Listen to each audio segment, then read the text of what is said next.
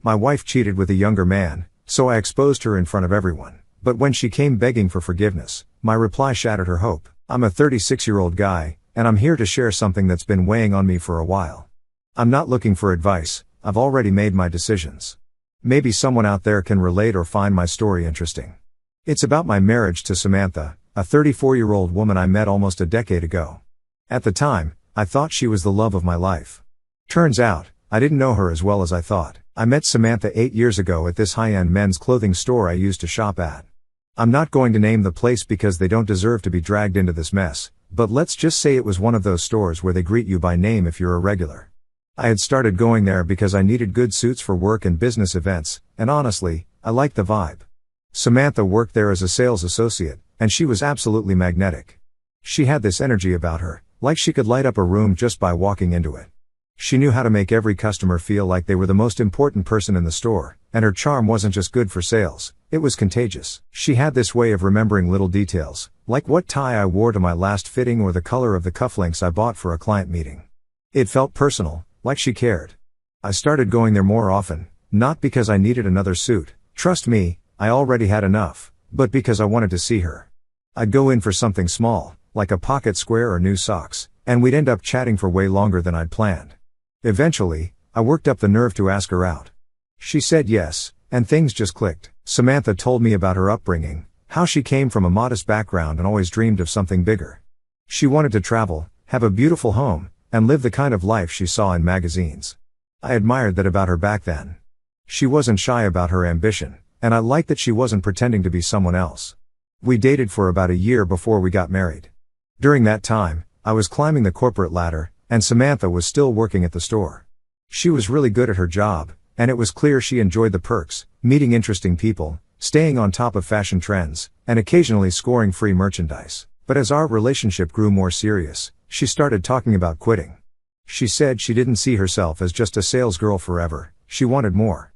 And to be honest, I didn't mind the idea. I was in a position where I could comfortably support us, and I wanted her to feel like she could pursue her dreams. So when we got married, Samantha quit her job at the store. She said she was ready to move on to bigger things and that working retail was beneath her now. At the time, I didn't think much of it. I was just happy to provide for her. I thought I was doing the right thing as a husband, making sure she didn't have to worry about money or a demanding job. But looking back, that was the moment things started to shift. At first, it was subtle.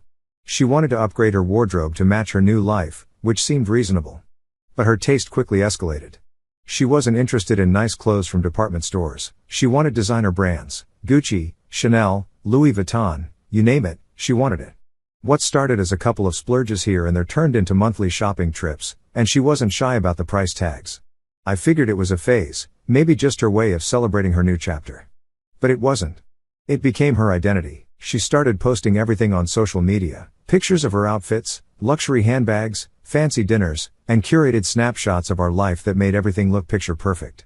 It was like she wanted to project this image of being part of the elite, even though I knew we weren't quite there. Sure, I was doing well, but we weren't swimming in money.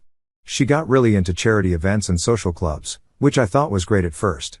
She said it was her way of giving back and building connections. But over time, I noticed she was more interested in being seen at these events than actually contributing. She'd spend hours getting ready, making sure her outfit was Instagram-worthy, and then spend most of the night mingling with people she barely knew. It was like she was chasing validation instead of genuinely enjoying herself. There were signs I should have paid more attention to. For starters, Samantha started looking down on people she used to work with. She used to talk about how much she loved her job at the clothing store and how close she was to her coworkers, but after quitting, she acted like they were beneath her. She'd say things like, "Can you believe so-and-so is still working there? I could never go back to that." It was also around this time that she started criticizing me in small, subtle ways. She'd make comments about how I dressed, even though I'd always been the one who cared about style.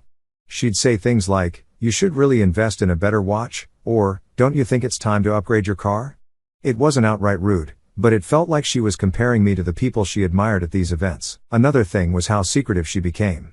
She'd always been open about her schedule and plans, but now she'd casually mention things like, "Oh, I'm meeting a friend for lunch," without giving any details. When I asked who she was meeting, she'd brush it off or change the subject. I didn't think much of it at the time, but it planted a seed of doubt.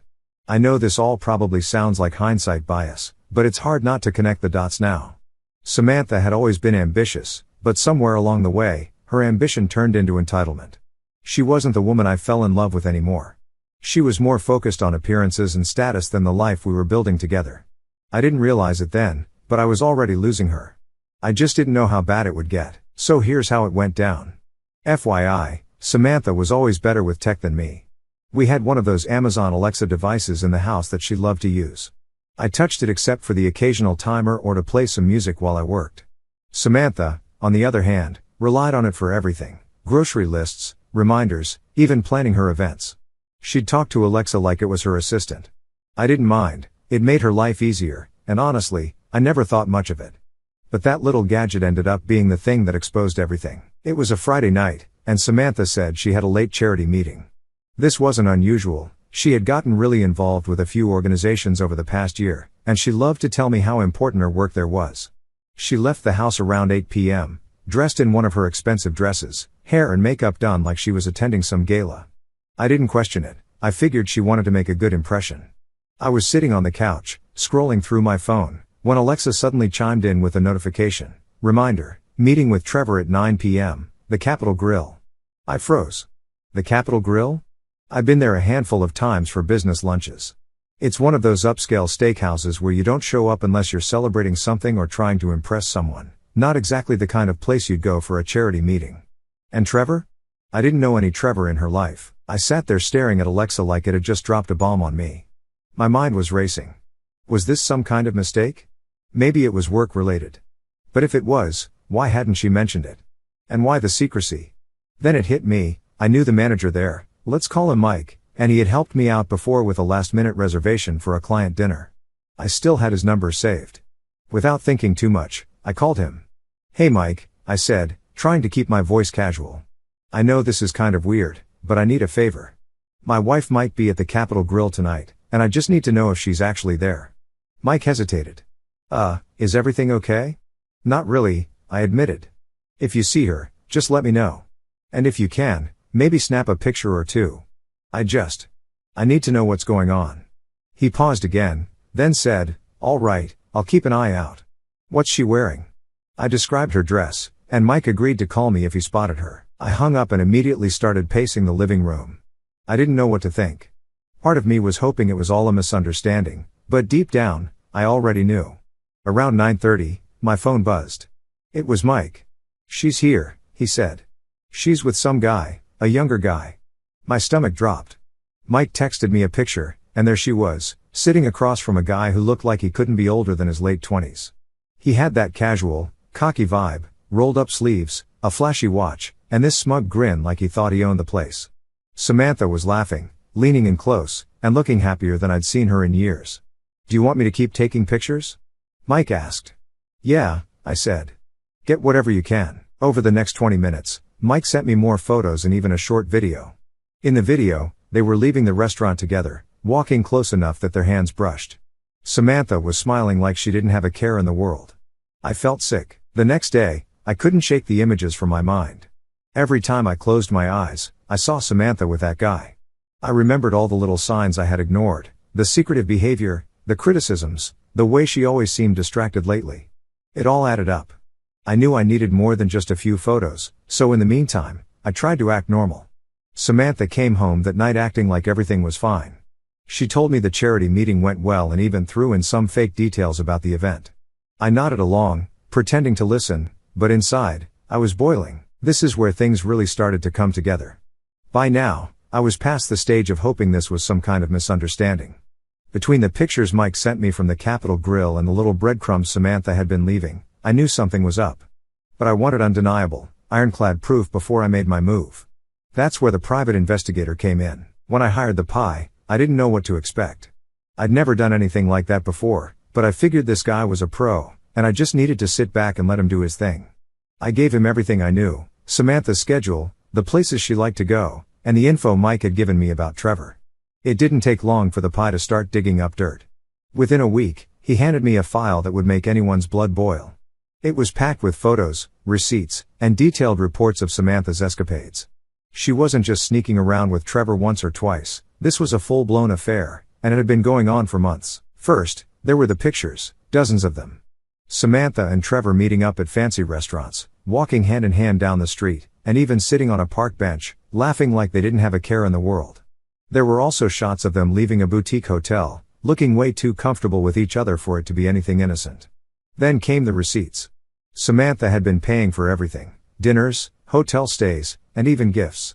The pie managed to track down a purchase she made at a high-end men's store. She bought Trevor a designer watch that probably cost more than my first car. And how was she funding all this? With my money, of course. Every swipe of her card, every dollar spent, came from the accounts I worked hard to build. It didn't stop there. The pie found Trevor's social media accounts, and let me tell you, this guy was a piece of work. He was one of those wannabe influencers who thought he was hot stuff because he had a few thousand followers. His posts were full of shirtless selfies, motivational quotes, and pictures of him partying at clubs. He didn't have a real job, but he seemed to have no problem living it up, thanks to Samantha. I couldn't believe it. Here I was, busting my ass to provide a comfortable life for my wife, and she was using it to bankroll this guy's lifestyle. The audacity was unbelievable. Trevor was at least 10 years younger than Samantha. Judging by his Instagram, he was the kind of guy who thought he was destined to be famous but hadn't done anything to earn it. He worked as a bartender at some trendy cocktail lounge downtown, a place Samantha had started frequenting when she claimed she was going to networking events. The more I learned about him, the more ridiculous it all seemed. Samantha, my wife, who insisted on only eating at Michelin star restaurants and wearing designer clothes, was running around with a guy who lived in a studio apartment and posted TikToks about hustle culture. He couldn't even afford dinner at Applebee's. It wasn't just insulting, it was pathetic. By this point, I had all the proof I needed. The file from the pie was rock solid, and there was no way Samantha could talk her way out of it. But I didn't want to just confront her in private. No, that would have been too easy. Samantha thrived on her image. She loved being seen as the elegant, charitable wife who had it all together. If she wanted to play that game, I was going to make sure everyone saw the truth. I started planning my next move. This wasn't just about catching her, it was about making sure she couldn't walk away from this easily. For the next week, I played the role of the oblivious husband. Samantha went about her usual routine, acting like everything was fine. She'd leave the house for her charity events and come back late, always with some elaborate story about the people she'd met or the connections she'd made. I nodded along, pretending to believe her, but inside, I was seething. I knew she was still seeing Trevor because the pie was keeping tabs on her. They met up at least twice that week, once for dinner and once for drinks at Trevor's lounge. The pie even managed to snap a photo of Samantha kissing him in the parking lot, in his beat-up car. At that point, I wasn't even shocked anymore. It was just more confirmation of what I already knew. One night, Samantha came home and casually mentioned that she had been shopping for a new dress for an upcoming gala. She was so smug about it, talking about how she needed to make an impression and how people in her circle expected a certain standard. It took everything in me not to laugh in her face. Here she was, trying to keep up appearances, while I had a folder full of evidence that could blow up her entire world. I decided I wasn't going to wait much longer. The proof was piling up, and I was ready to make my move. I knew I couldn't just confront her in private. Samantha had spent years cultivating this image of herself as the perfect wife, the high society do-gooder, the woman everyone wanted to be. So I decided her downfall needed an audience. She wanted the spotlight? Fine, I'd give it to her. I started planning the party. About a week after the pie handed me everything, I invited everyone who mattered to her, her old co-workers from the clothing store, the ones she'd looked down on after she quit, members of her charity board, and the women from her social circles who always seemed to hang on her every word. These were the people who thought Samantha was untouchable, the ones she loved to impress. I even invited a few of my own friends, just to have some backup in case things got heated. I told everyone it was a celebration of Samantha's amazing charity work and our marriage. It wasn't hard to sell. The people in her orbit loved any excuse to dress up and drink on someone else's dime. Meanwhile, I worked with my lawyer to finalize everything on the divorce front. I wanted to make sure that by the time the party happened, the paperwork was already in motion. I wasn't going to leave any room for Samantha to manipulate her way out of this. The night of the party, Samantha was in her element. She spent hours getting ready, parading around the house in her expensive dress and heels, making sure everything looked perfect. She asked me if I was excited about the party, and I had to bite my tongue to keep from laughing. "Oh, I'm definitely excited," I told her. When the guests started arriving, Samantha was glowing. She was the perfect hostess, greeting everyone at the door with that charming smile of hers, making sure everything was flowing, and chatting with all the women who idolized her. Watching her soak it all in was almost entertaining. Once everyone was settled with a drink in hand, I stood up to make a toast. Samantha looked over at me, smiling like she expected me to shower her with compliments. "Thank you all for coming," I began. "Tonight's a special night. I want to celebrate the truth, because sometimes the truth has a funny way of coming out." The room went quiet. Samantha's smile faltered, and she gave me this look like she was trying to figure out what I meant. I could see the gears turning in her head, but it was too late. The folder from the pie was my trump card, and I wasn't afraid to use it, so I pulled out the folder and a small remote for the projector I'd set up earlier. I clicked a button, and the first image appeared on the wall behind me, a photo of Samantha and Trevor holding hands at the Capitol Grill. The room erupted into whispers and gasps. "This," I said, pointing to the photo, "is Samantha, my loving wife, with Trevor, a bartender she's been seeing for months." I clicked the remote again, and a video started playing. It was footage of Samantha and Trevor leaving a hotel together. They looked relaxed, smiling, and laughing like they didn't have a care in the world. I kept going, showing receipts for the dinners and gifts she'd bought for Trevor, every one of them paid for with my money. I even showed screenshots from the Alexa reminders she'd set to plan their little meetups. Samantha stood frozen, her face pale. When I turned to look at her, she opened her mouth to say something, but no words came out. "Are you kidding me?" one of her charity friends finally said. She turned to Samantha, her face full of disbelief. "Is this for real?" Samantha tried to stammer out a defense. It's not what it looks like." I cut her off. "Save it. The evidence speaks for itself." Her old co-workers from the clothing store were whispering to each other, clearly enjoying the moment. I even heard one of them say, "Karma's a bitch." Samantha looked around the room, desperate for someone to come to her defense, but no one did. Even her closest friends were too stunned to say anything. I wrapped up my speech with one final bomb. "I've already filed for divorce. There's nothing left to say." Samantha stormed out of the house, humiliated. I didn't bother stopping her. She could run if she wanted, but the damage was already done. The party didn't end there, though. Most of the guests stayed, finishing their drinks and gossiping about what had just happened. Her charity friends were especially vocal, saying things like, "I can't believe she'd do this," and, "I always thought she was a little too into appearances." Her old co-workers, on the other hand, looked like they were having the time of their lives. One of them even came up to me and said, "You handled that better than I would have." She always thought she was better than us. By the end of the night, I felt relieved. For months, I had been carrying this weight, trying to figure out what was happening in my marriage. Now everything was out in the open. Samantha's facade was shattered, and there was no going back. After the chaos of the party, the next logical step was to get Samantha out of my life for good. Thankfully, the divorce process turned out to be as smooth as it could possibly be, thanks to one key decision I made years ago, the prenup. When Samantha and I were engaged, I insisted on a prenup. At the time, it was a tough conversation. She pushed back hard, saying stuff like, "Don't you trust me?" And, "If we're getting married, why do we need something so transactional?" But I stood my ground. I explained that it wasn't about trust, it was about protecting both of us in case things ever went wrong. I'd worked hard to get where I was financially, and I wasn't going to risk it. In the end, she signed it. I think she assumed it would never come into play because she was convinced we'd be together forever.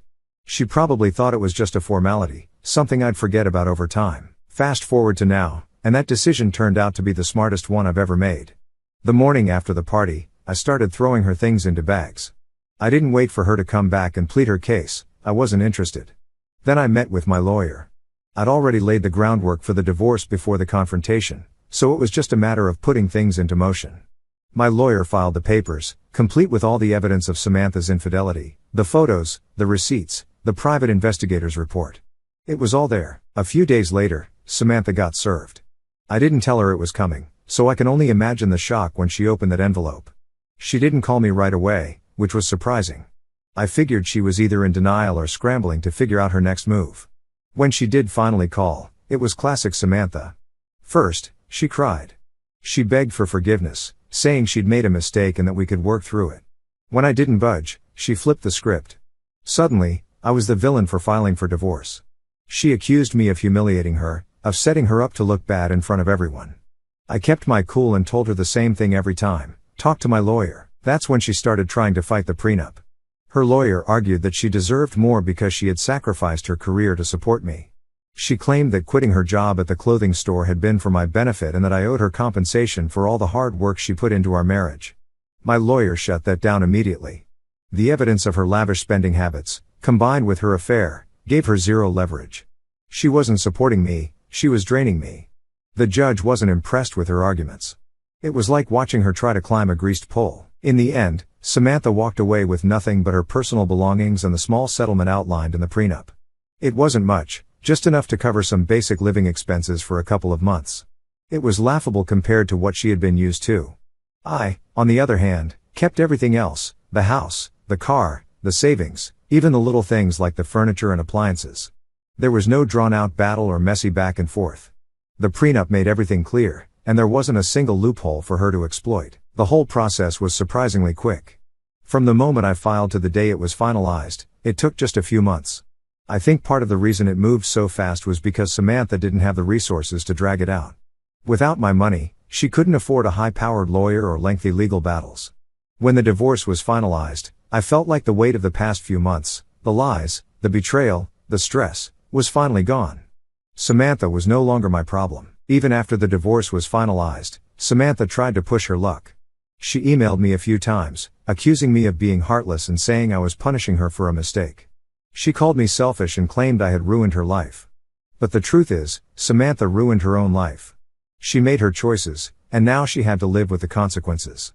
I didn't respond to any of her emails. There was no point. As far as I was concerned, our relationship was over the moment she chose that loser over me. By now, you'd think Samantha would have learned her lesson, but life had a few more wake-up calls in store for her. Watching her fall from grace was both satisfying and a little surreal. After the dust settled, I started hearing bits and pieces about what Samantha was up to through mutual acquaintances. One of the first things she did after the divorce was try to go back to the clothing store where we first met. I don't know if she thought she could waltz in and pick up where she left off, but apparently, she was in for a rude awakening. The store manager turned her down flat. Word about the party and the affair had gotten around, and no one wanted to take her on. The manager, who knew me back when I was a regular, even told a mutual friend that Samantha's reputation was toxic and that they didn't want the drama. She had burned bridges she didn't even know she had. As for Trevor, he didn't stick around for long after the money dried up. The private investigators' reports had painted a clear picture of who he was, a guy who coasted on charm and good looks, jumping from one sugar mama to the next. Samantha was just another stepping stone for him. I heard through the grapevine that Samantha tried reaching out to him after the divorce, but he ghosted her.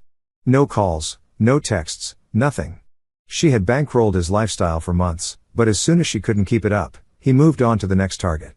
Part of me wondered if she ever really realized just how little she meant to him, or if she was too delusional to see it. Without Trevor and without my financial support, Samantha's life started falling apart.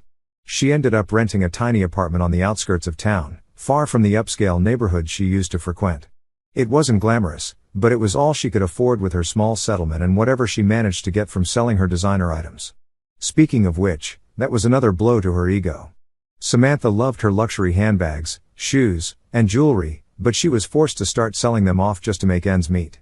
I even heard she tried to sell one of her handbags back to a boutique she used to shop at, and they lowballed her on the offer. She had no choice but to take it. One of the most bizarre moments of this entire mess happened a few months after the divorce. I was at home, minding my own business, when there was a knock at my door. I opened it to find Trevor standing there. For a second, I didn't even recognize him. He looked rough. His usual cocky demeanor was gone, replaced by something I can only describe as desperation. Hey man, he started, scratching the back of his head. Can we talk? I crossed my arms and leaned against the doorframe. What do you want? Trevor launched into this rambling apology about how he didn't know Samantha was married when they first started seeing each other. He said she told him we were separated and that I was emotionally abusive, which was laughable, considering who Samantha actually was. He said Samantha had promised him money, my money, and now that she was broke, he was struggling. He had the audacity to ask if I could help him out, since, in his words, she dragged both of us into this mess. I laughed in his face. You've got some nerve coming here, I said. You made your choices, and now you're dealing with the consequences. Don't ever come back. Then I slammed the door. The fact that Trevor thought I'd give him a dime was hilarious. He was just as entitled as Samantha, and I had no sympathy. Samantha, meanwhile, wasn't done trying to crawl back into my life. She called and texted me several times, begging for a second chance. She said she had made a mistake and that she missed us. She even tried to guilt-trip me, saying that she was lost without me and didn't know how to move forward. The worst part was when she showed up at my house unannounced. I opened the door to find her standing there, looking disheveled and crying. She said she wanted to talk, that she just needed one chance to explain herself. I didn't let her in. I didn't even entertain the idea. You made your bed, I told her. Now lie in it. Then I closed the door in her face. That was the last time I saw her in person. Over the next few months, Samantha's downfall became the talk of our old social circle. She went from being the glamorous center of attention to a cautionary tale. People who used to fawn over her started distancing themselves, not wanting to be associated with the drama. Her charity friends replaced her with someone else, and the women in her social club stopped inviting her to events. Every now and then, someone would ask me if I'd heard from her. I'd just shake my head and say, nope. Samantha's life now is a shadow of what it once was. The woman who used to flaunt her designer lifestyle and act like she was above everyone else is now scraping by, trying to hold on to whatever dignity she has left. She's no longer the queen of her social circles, she's the cautionary tale everyone whispers about. As for me, I'm at peace. I've learned a lot from this experience, but the biggest takeaway is this: entitlement and greed will destroy you if you let them. Samantha built her life on appearances, and when the facade crumbled, she had nothing left.